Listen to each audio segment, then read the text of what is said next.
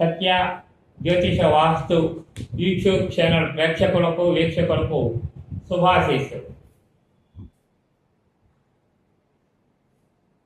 సమస్యలు, అల్పమైన పరిహారాలు అనే విషయంలో మనం ఈ రోజున మరికొన్ని సమస్యలకి అల్పమైన పరిహారాలతో అద్భుతమైన ఫలితాన్ని తెలుసుకుందాం. మొదటిది ఆలస్య వివాహం. ఎవరికైతే వివాహం ఆలస్యం అవుతుందో ఆ వధూవరులు ఉదయం సూర్యోదయానికి ముందుగానే లేచి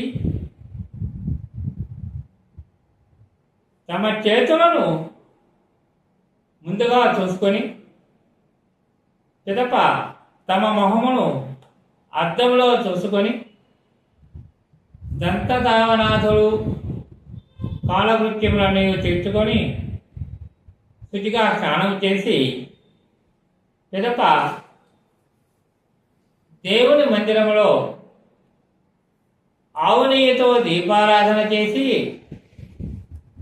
ఒక బెల్లం ముక్కను స్వామికి నివేదన చేసి ఆ బెల్లం ముక్కను ఉదయం తాను భుజించడం వలన అతి త్వరలో ఆ వధూవరులకు వివాహము నిర్ణయమై తీరగలదు. మరో పరిహారం ఆలస్య వివాహములకు సంబంధించింది ఈ పరిహారం కూడా. ఎవరికైతే ఉదయం లేచి దీపారాధన చేయటం అనే పద్ధతి అవకాశం ఉండదో అటువంటి వధూవరులు ఒక మారేడు మొక్కను తీసుకుని వచ్చి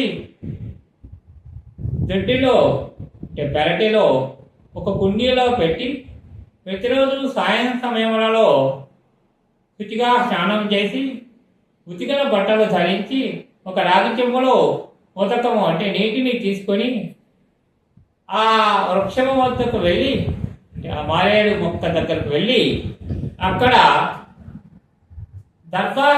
దర్భతాపపై కూర్చొని ఓం నమ శివాయ అనే పంచాక్షరి మంత్రముతో ఆ వృక్షములకు 128 సార్లు అభిషేకము చేసి స్వస్తి చెప్పుకొని తిరిగి ఇంట్లోనికి రావాలి. ఈ విధంగా చేయటం ఎడల అతి త్వరలో వివాహం కావాల్సిన వధూవరులకు ఖచ్చితంగా వివాహం జరిగి తీరగలదు.